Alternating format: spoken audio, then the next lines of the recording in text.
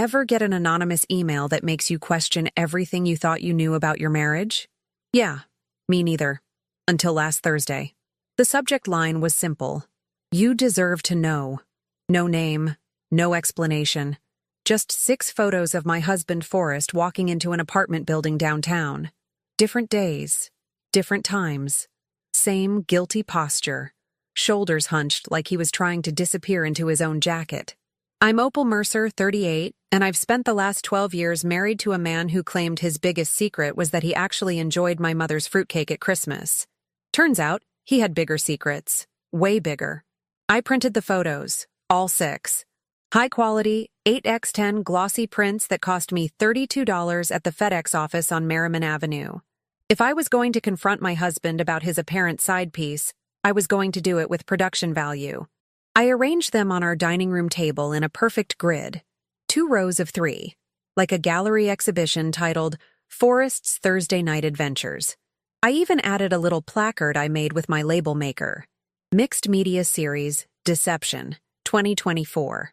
When Forrest walked through the door that evening at 8:47 p.m., late as usual from his networking happy hour with the HR team, he saw the display and literally stumbled.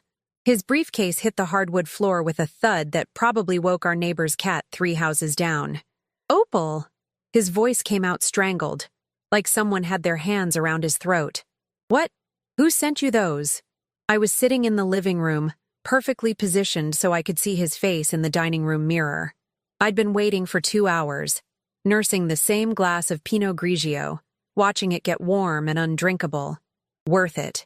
Does it matter? I kept my voice steady, conversational, like we were discussing what to order for takeout. I'm more interested in who lives in that apartment, the one at 847 Lexington Avenue, Unit 3B. I watched the color drain from his face. Actual drain, like someone pulled a plug. He went from his normal ruddy complexion to the color of our cream-colored walls in about 3 seconds flat. It's not... I can explain. He moved toward the table, hands shaking as he picked up one of the photos. The one from October 17th. I'd written the date on the back. This isn't what it looks like. Really? I stood up, set down my wine glass with deliberate care on the coaster, because even in the middle of discovering your husband's betrayal, you don't leave water rings on good furniture. Because it looks like you've been visiting someone, regularly, on Thursday nights. Which is interesting, because Thursday nights are when you supposedly have your standing HR department happy hours at Burke Street Pub. I'd called Burke Street Pub last week. They don't do happy hour on Thursdays. They're closed on Thursdays. Have been for 6 months, ever since they started renovating their kitchen. Forrest's jaw worked, but no sound came out. He looked like a fish that had just realized the hook wasn't catch and release. I called your coworker Marcus, I continued, walking into the dining room now, standing on the opposite side of the table. The photos between us like evidence in a murder trial, which, in a way, they were. Murder of a marriage. Lovely guy. We had a great chat about college football. He was very confused when I mentioned the Thursday happy hours. Said the team usually does Tuesday lunch meetings at Panera. Opal, please. I also checked our bank statements. I pulled out my phone, opened the banking app I'd been obsessively refreshing for 3 days. You've been withdrawing $200 cash every Thursday for the past 6 months. ATM on Lexington Avenue, right across from that apartment building. His face went from cream-colored walls to ash-gray ceiling. New paint job. Same guilty canvas. Who is she? My voice cracked just slightly on the she. I hated that. Hated giving him the satisfaction of knowing he'd hurt me. But 12 years of marriage doesn't just evaporate because your husband turns out to be a lying, cheating... It's not what you think. He set the photo down, both hands gripping the edge of our dining table. The table we'd picked out together at that estate sale in Biltmore Village. The table where we'd hosted Thanksgiving dinner for his parents just 2 weeks ago. I'm not having an affair. I actually laughed. Genuine, slightly unhinged laughter that echoed in our vaulted ceiling. Oh, this should be good. Please, enlighten me. What exactly are you doing in that apartment every Thursday night if you're not screwing someone? He was quiet for so long I thought he might actually pass out. His knuckles were white against the dark wood of the table. Sweat beaded on his forehead despite the fact that our house was a comfortable 68 degrees. "I'm attending a grief support group," he finally whispered. I blinked. Once. Twice. Processed the words. A what? A support group. For people who've lost their spouses. He wouldn't meet my eyes. "It meets in Sylvie Patterson's apartment. She's a widow. She lost her husband 8 months ago in a car accident. She started the group to help others going through the same thing." The words hung in the air between us like smoke. I could feel my brain trying to compute what he was saying, trying to make it make sense with the evidence in front of me. "You're attending a support group," I repeated slowly, "for widows and widowers." "Yes." "A support group for people whose spouses have died." "Yes." I looked at him. Really looked at him. At his guilty, sweating, panicking face. At his trembling hands. At the way he still couldn't meet my eyes. And then I looked down at myself. At my very much alive body. At my hands, which had just finished surgery on a German Shepherd with a torn ACL 3 hours ago.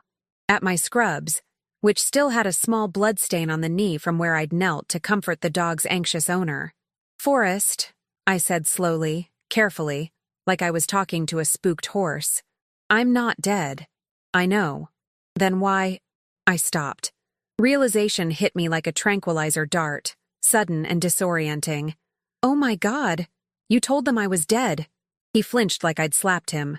"You told them I was dead," I repeated, louder now. "You've been going to a grief support group and telling people that I, your very much alive wife, am dead." "Opal, how?" The word came out sharp, surgical. "How did I die, Forrest? What's my cause of death in your little fantasy? Car accident? Cancer? Did I slip in the shower? Trip over one of the dogs at the clinic? Please let me explain." "Oh, I want you to explain." I grabbed one of the dining chairs, pulled it out, sat down, crossed my legs, folded my hands in my lap like I was at a parent-teacher conference.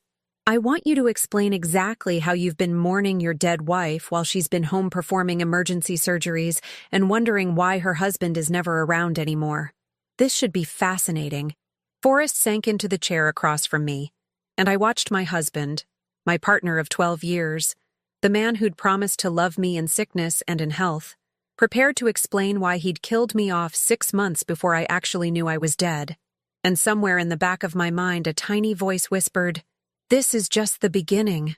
Forrest took a breath so deep I thought he might hyperventilate. "It started 6 months ago. I was lonely." "Lonely." I repeated the word like it was in a foreign language. "You were lonely. So, naturally, the solution was to kill me off and join a grief support group. You're always at the clinic," he said, and there was this whine in his voice that made my teeth hurt. "You work 60, 70 hours a week. We never talk anymore. We never do anything together. So let me get this straight." I leaned forward, elbows on the table. "Instead of, I don't know, suggesting couples therapy or planning a date night, or using your actual words to tell me you were feeling neglected, you decided to fake my death and find comfort with actual grieving people? When you say it like that? How else should I say it, Forrest?" My voice was rising now, all that careful control starting to crack. "You've been lying to vulnerable people, people who are actually suffering real loss. You've been using their pain as your personal therapy session." "It's not like that." He ran his hands through his hair, making it stand up in greasy spikes. He looked like a desperate used car salesman whose lot just got repossessed. "The group, they understood me. They listened. Sylvie especially. She gets what it's like to feel invisible." And there it was. Sylvie, the widow, of course. "Tell me about Sylvie." I kept my voice level, clinical, like I was taking a patient history. "How does she understand you? She's been through so much." His eyes actually got misty. This man was tearing up over another woman's dead husband while his very alive wife sat across from him. Her husband died in a motorcycle accident on Highway 40. They'd only been married 5 years. She's been struggling to figure out who she is without him. "Tragic," I said flatly. "And how exactly did you explain your relationship with me? Your dead wife? Did I get a dramatic death scene, or did you just go with, 'She went to sleep and never woke up'?" He flinched. "Cancer." I said you had cancer. "Cancer," I nodded slowly. What kind? Does it matter? Humor me. What kind of cancer killed me in your little narrative? Pancreatic. He wouldn't look at me. You fought for 8 months, but it was too aggressive. The specificity was somehow worse than the lie itself. He'd thought about this, planned it, probably Googled survival rates and symptoms. 8 months, I said. So by your timeline, I was diagnosed right around March? When I got that promotion to senior veterinarian and started managing the emergency rotation? His silence was answer enough. Wow. I actually laughed, sharp and bitter. So when I was working extra hours because I finally got the position I'd been busting my tail for since vet school, you decided that was your cue to write me out of the show. Very efficient. I didn't plan it.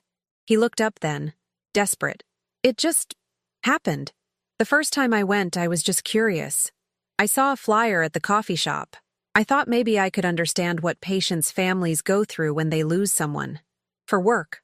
For the employee assistance program.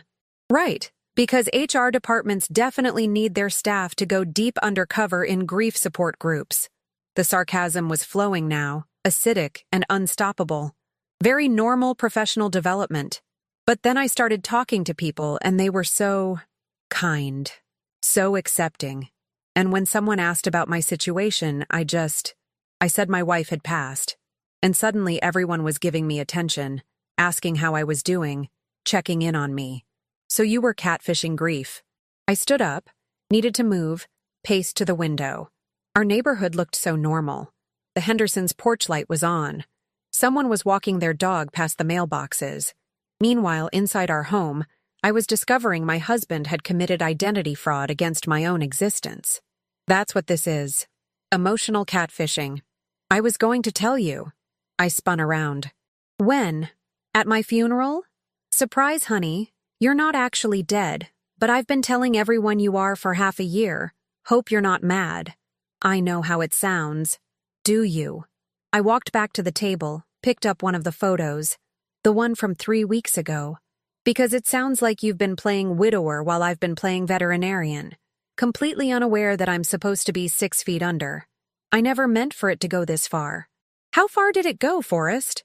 The question hung heavy between us. These Thursday night meetings, the $200 you withdraw every week. What's that for? Flowers for my fictional grave? It's for the group potlucks. He said it so quietly I almost didn't hear.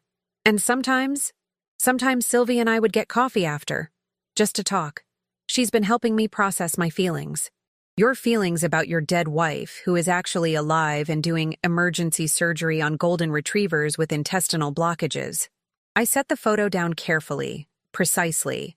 Does Sylvie know I'm not dead? No. Does anyone in this group know I'm not dead? No. So you've built an entire social circle based on a lie. I counted on my fingers. You've been emotionally supporting a real widow while pretending to be a widower. You've been accepting sympathy and support meant for people experiencing actual grief. You've been spending money, our money, on potlucks to celebrate your fake dead wife. And you've been getting coffee with a vulnerable woman who thinks you understand her pain. When I laid it out like that, even Forrest seemed to realize how spectacularly messed up it was.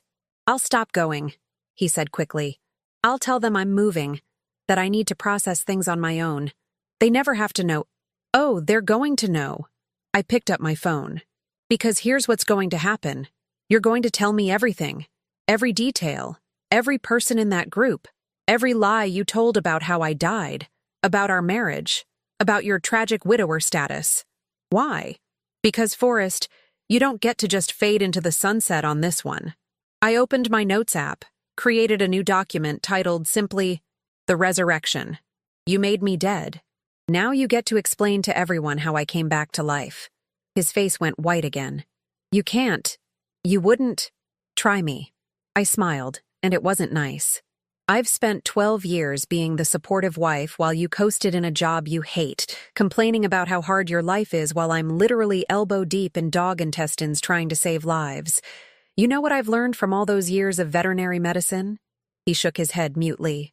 Sometimes the infection is so deep, the only way to save the patient is to cut away all the dead tissue.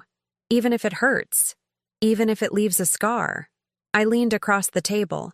close enough to see the sweat beading on his upper lip. Consider this the beginning of your debridement, honey. I straightened up, grabbed my wine glass with the warm, undrinkable Pinot Grigio, and headed toward the kitchen. Where are you going? His voice cracked on the question. To get a fresh glass of wine. I paused in the doorway. Because you're going to start talking, and I'm going to need something stronger than disappointment to get through this conversation. And Forrest? I want names, dates, and every single detail of how you murdered me. Because before this is over, everyone's going to know exactly what kind of man you really are. Behind me, I heard him start to cry. Actual tears. For himself, of course. Not for me. Never for me. Funny how some people only grieve when they're the ones losing something. It took 3 glasses of Pinot Grigio and 2 hours, but Forrest finally gave me everything.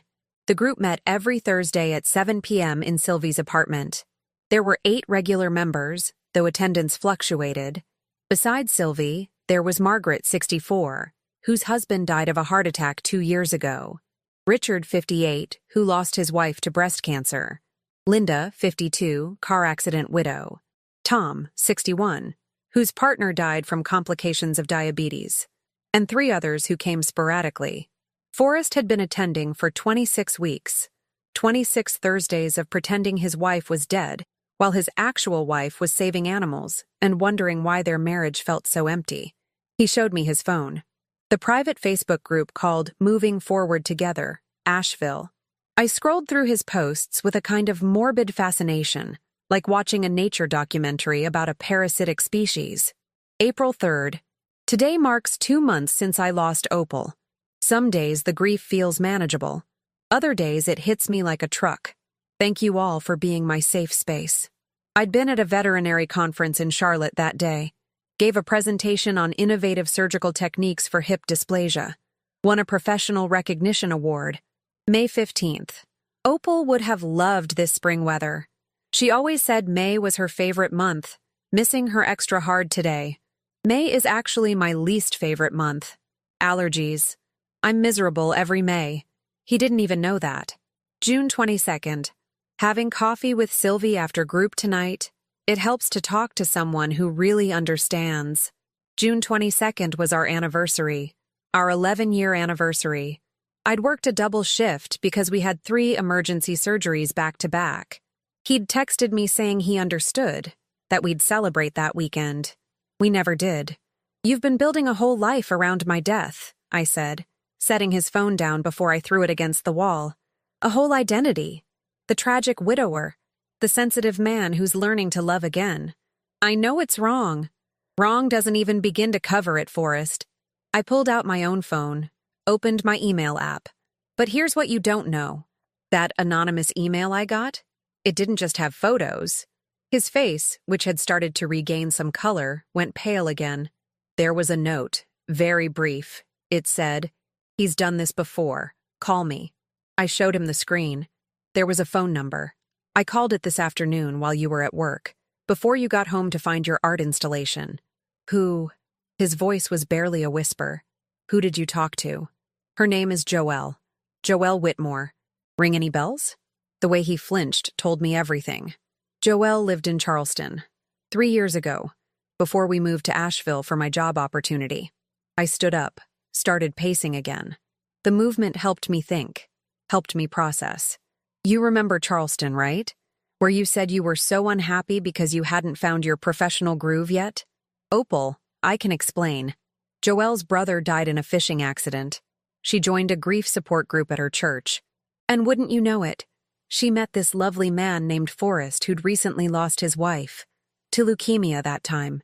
You really should keep your fictional diagnoses consistent. It's easier to track. I watched him crumble, piece by piece, like a sandcastle at high tide. Joelle thought she'd found someone who understood her pain. You two got close. Very close. You borrowed $3,000 from her for legal fees related to your wife's estate.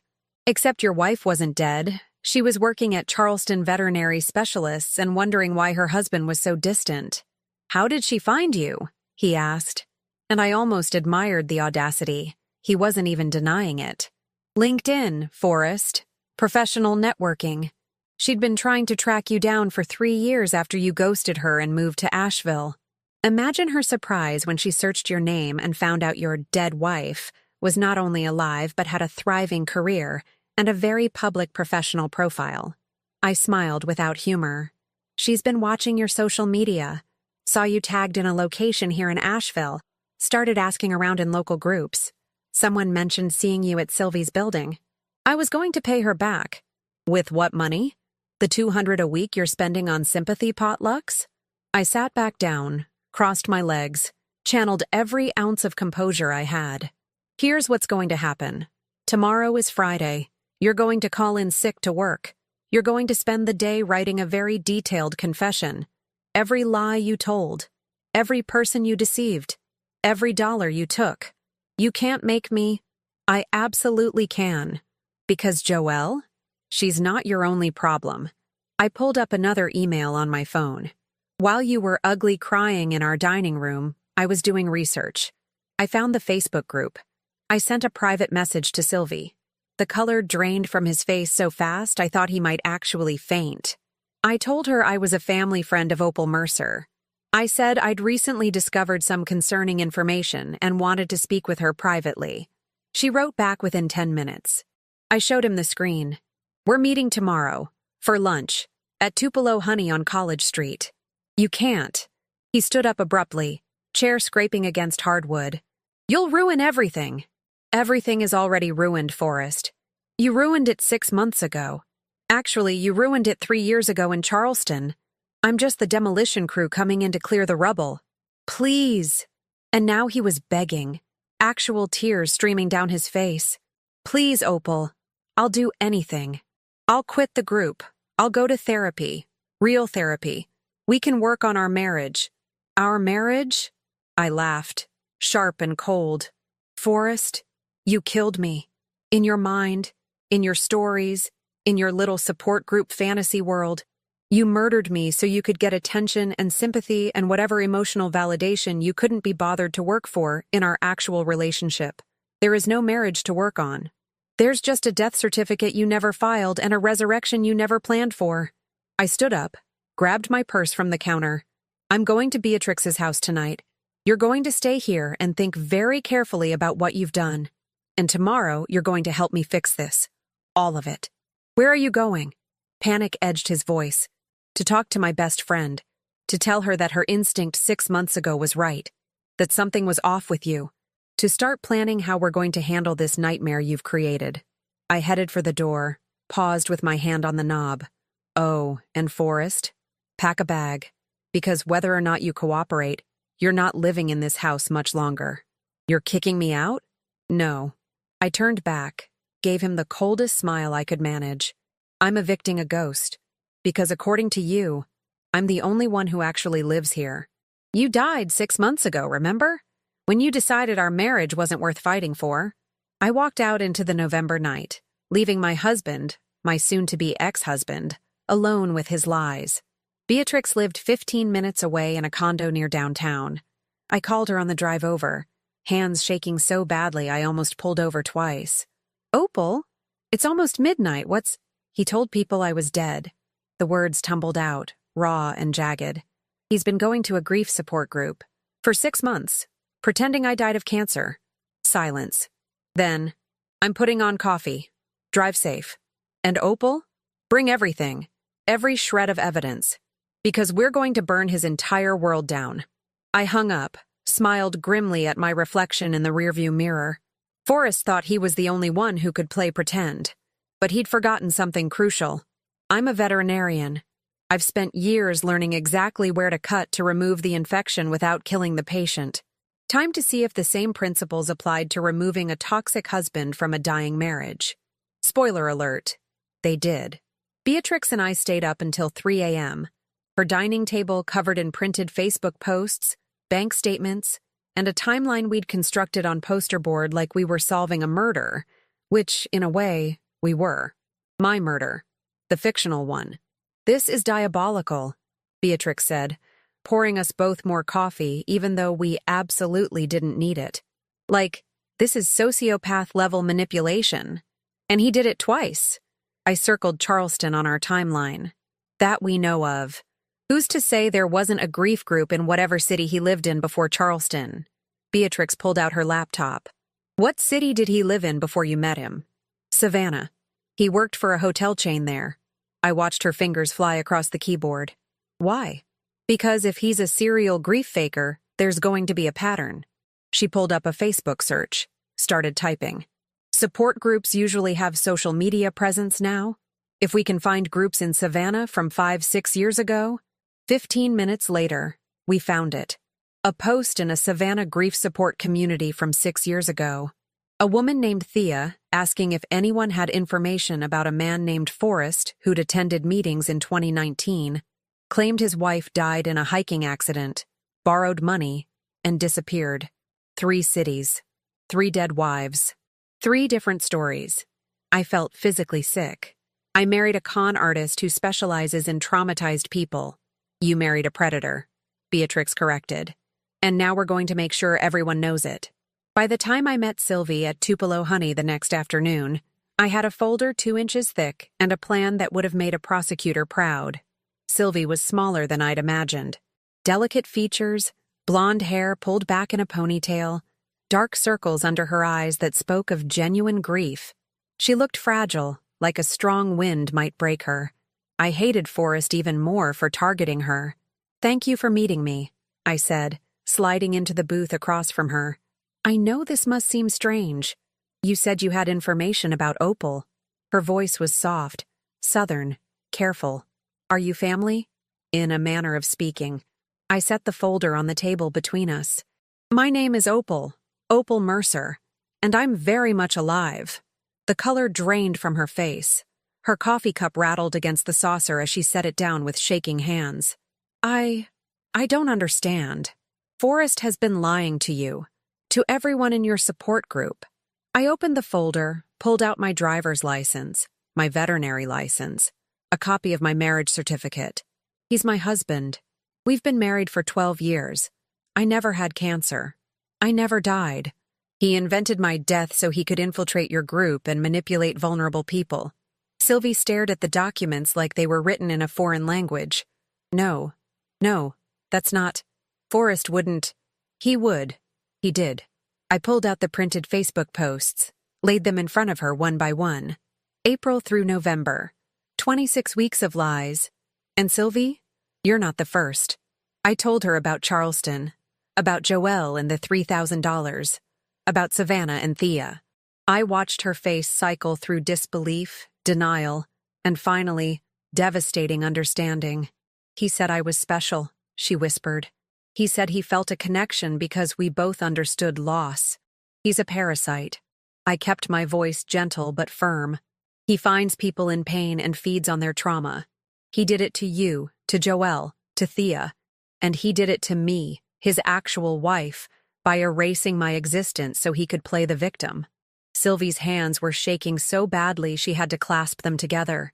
The rest of the group, Margaret, Richard, Linda, they all think they've been supporting a genuine widower. They've opened their hearts and their wallets and their trust to a con artist. I pulled out the final document. This is a statement I've prepared. It outlines everything. I'm planning to attend Thursday's meeting to tell everyone the truth. You can't. Sylvie looked up, eyes wide with panic. It'll destroy the group. These people, they're fragile. Margaret just started coming out of her depression. Tom finally stopped having panic attacks. If they find out they've been manipulated like this, they deserve to know the truth, I said quietly. And they deserve to know so they can protect themselves. Because men like Forrest, they don't stop. They just find new hunting grounds. Sylvie was quiet for a long moment, staring at the papers spread across our table like evidence at a crime scene. What do you need from me? She finally asked. I need you to let me come to Thursday's meeting. I need you to support me when I tell them. And I need you to file a report with the police about the money he borrowed from you. Her head snapped up. He didn't borrow money from me. Not yet. I pulled out printed messages from the Charleston case. But look at the pattern. He builds trust for months. He creates emotional intimacy. And then, once he has you hooked, comes the financial ask. It's always framed as temporary. Always an emergency. Always something that plays on sympathy. Sylvie's face hardened. He asked me 2 weeks ago if I knew any good divorce lawyers. Said he was helping a friend at work whose wife was trying to take everything in the split. Wanted to know if I could recommend someone affordable. Let me guess. He mentioned money was tight because of medical bills from my fictional cancer treatment. He said the debt was crushing him. There is no debt. I pulled out our joint bank statements. Our finances are fine. Better than fine. I make good money. We have savings. He's not drowning in medical bills because there were no medical bills because I never had cancer because I'm not dead. I watched her process it. Saw the moment true anger replaced shock. That son of a... She stopped herself, pressed her lips together. I'm sorry. I don't usually curse, but feel free. I smiled grimly. I've been cursing steadily since Thursday night. She pulled out her phone. I'm texting Margaret, and Richard, and Linda.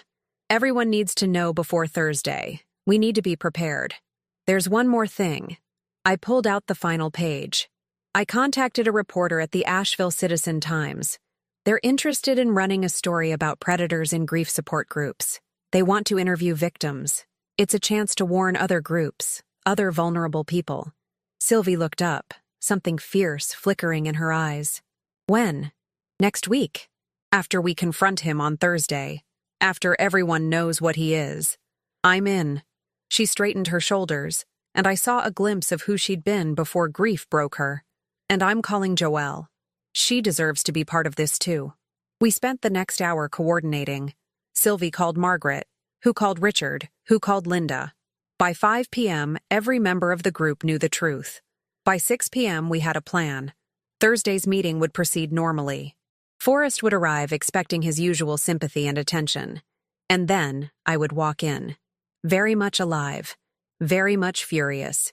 Very much ready to watch his carefully constructed fantasy world implode.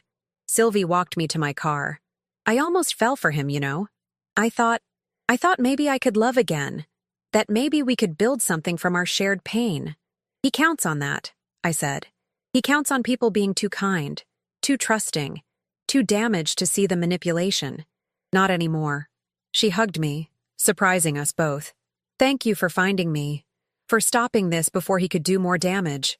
Thank you for believing me. I hugged her back. And for being brave enough to fight back. I drove home as the sun set over the Blue Ridge Mountains, painting the sky in shades of orange and pink. Forrest's truck wasn't in the driveway. Good. I'd told him to stay with his brother. His actual brother this time. The one he'd lied about visiting. Inside, the house felt different. Lighter somehow, despite everything. Maybe because I wasn't carrying the weight of a failing marriage anymore. I was carrying the weight of justified rage, which somehow felt cleaner. My phone buzzed. A text from Beatrix. Joelle is flying in Wednesday. She wants to be there Thursday. Also, the reporter wants to meet with you tomorrow. And Opal? I'm so proud of you. I smiled, poured myself a glass of wine, a good one this time, not the cooking wine I'd been stress drinking, and sat on my back porch watching the sunset. Somewhere out there, Forrest was panicking. Realizing his lies were unraveling faster than he could spin new ones, wondering how badly this would end for him. I raised my glass to the sunset, not nearly as badly as he deserved, but we were getting there. Thursday arrived like a reckoning dressed in autumn leaves and cool mountain air. I dressed carefully that morning, professional but approachable. Navy blazer, white blouse, dark jeans. The kind of outfit that said, I'm a competent adult who absolutely did not die of pancreatic cancer 6 months ago. I even wore the necklace Forrest gave me for our 10th anniversary. A little twist of the knife, if you will. Joelle arrived at my house at 5 p.m. She was taller than I'd imagined, with sharp eyes and a firmer handshake than Forrest probably remembered. We didn't need many words. We understood each other perfectly. Two women who'd been erased by the same man for completely different reasons. Ready to resurrect? She asked with a grim smile. Been ready since Thursday. I grabbed my folder of evidence. Let's go haunt a grief group. Sylvie's apartment was on the 3rd floor of a renovated building downtown, the kind with exposed brick and too expensive rent. When we arrived at 6:45 p.m., the group was already gathering. Through the window, I could see Forrest sitting on the couch, coffee cup in hand, playing the part he'd perfected over 26 weeks. Margaret answered Sylvie's door, her eyes kind and knowing. "You must be Opal. Come in, dear. We've been waiting." The living room fell silent as Joelle and I walked in. Forrest's coffee cup slipped from his fingers, hitting the hardwood floor with a crash that sounded like a gunshot in the quiet room. Brown liquid spread across the floor like a crime scene chalk outline. "Hello, Forrest." I kept my voice steady, pleasant even. "Surprised to see me? I know I'm supposed to be dead, but I had this funny thing happen where I kept on living." His mouth opened and closed like a fish drowning in air. "Opal, I can explain." "Oh, I think we're past explanations." I turned to the group, saw their faces ranging from confusion to dawning horror. "My name is Opal Mercer. I'm a veterinarian here in Asheville. I've been married to Forrest for 12 years. And I've never had cancer, never been sick, and definitely never died. But apparently in this room, I've been dead for 6 months." Richard stood up, his face reddening. "This is some kind of sick joke." "It's not a joke. It's a con." Joelle stepped forward. "My name is Joelle Whitmore. 3 years ago in Charleston, Forrest told me his wife died of leukemia. He borrowed $3,000 from me for legal fees and then disappeared when his job transferred him to Asheville. I've been looking for him ever since." Margaret sank into her chair. "Oh, my Lord. There's also Thea in Savannah," I continued, opening my folder. "Hiking accident 6 years ago. Same pattern. Build trust, create intimacy, borrow money, vanish. He's been doing this for years, targeting grief support groups because he knows the people there are vulnerable and trusting and desperate for connection." Tom's voice shook with rage. "We opened our hearts to you. We shared our darkest pain with you." "I know," Forrest whispered. "I know. And I'm sorry. I'm so sorry. Sorry doesn't cut it." Sylvie stood up, her small frame somehow commanding the entire room. "You made us believe you understood our suffering. You let us comfort you. You took our energy, our time, our trust, resources we barely had, and you used them to feed your ego." "It wasn't like that," he tried. "It was exactly like that." I pulled out the printed Facebook posts, let them flutter to the coffee table like accusations. 26 weeks of performed grief, of calculated manipulation. You didn't just lie to these people, Forrest. You weaponized their trauma against them. Linda was crying now, angry tears streaming down her face. "I told you about my husband's last words. I told you things I've never told anyone. And you were just, what? Playing pretend?" "I was lonely," he said desperately. "My marriage was falling apart. Our marriage was fine until you decided it wasn't." I felt my composure crack slightly, let the real anger show. I was working hard, building my career, trying to make a life for us. And instead of talking to me, instead of fighting for what we had, you killed me off and went shopping for sympathy from people who'd actually lost something. The room was silent except for Linda's quiet crying and the sound of Forrest's ragged breathing. Margaret stood up slowly, walked over to him. For a moment, I thought she might comfort him. Old habits die hard in caregivers. Instead, she looked him directly in the eyes and said, "Get out. Get out of this apartment and out of our lives. You don't belong in a space meant for healing. You're the wound." Forrest looked around the room, desperate for an ally. Found none. Even the universe was done with his performance. He left without another word, shoulders hunched, face red with shame. The door closed behind him with a quiet click that felt like an ending. Sylvie locked it. Good riddance to ghosts who were never real. The Asheville Citizen-Times ran the story the following Tuesday. Local man posed as widower in multiple support groups across 3 cities. It went viral by Wednesday. By Friday, 2 more women had come forward. One from Atlanta, one from Richmond. 5 cities. 5 fake dead wives. A decade of deception. Forrest lost his job. The HR director said they couldn't have someone with compromised ethical judgment managing employee relations. The irony was not lost on anyone. I filed for divorce. He didn't contest it. Probably because 3 of his victims, including me, were consulting with lawyers about potential fraud charges. He signed everything I put in front of him, took his clothes and his shame, and moved to God knows where to presumably reinvent himself again. The support group continued meeting, stronger and more vigilant. They created a screening process, started checking references, built a network with other groups to watch for predators. Sylvie became a speaker at grief counselor conferences, teaching professionals how to spot manipulation. Joelle got her $3,000 back. I made sure of it, took it out of the settlement. As for me, I'm still in Asheville, still saving animals, still working too many hours. But now I come home to a house that's actually mine, to silence that feels peaceful instead of loaded. I adopted a 3-legged rescue dog named Lazarus because I appreciate a good resurrection story. Beatrix says I should write a book. From Death to Divorce, How I Survived My Own Obituary. I told her maybe, someday, when it's funny instead of infuriating. But here's what I learned from being killed off and coming back to life. Some people will erase you to make themselves the main character. They'll rewrite your story to suit their narrative, turn your existence into a plot device for their emotional drama. The trick is remembering you're the author of your own life. And if someone writes you out, you write yourself back in. Bigger, louder, more alive than they ever imagined. After all, you can't keep a good woman dead, especially when she never died in the first place. Turns out, the best revenge isn't living well. It's living. Period. Visibly. Undeniably. With absolutely zero permission from the people who tried to bury you. And if that haunts them, well, some ghosts are meant to rattle chains. And that wraps up today's story. Now we want to hear from you. Where are you watching from?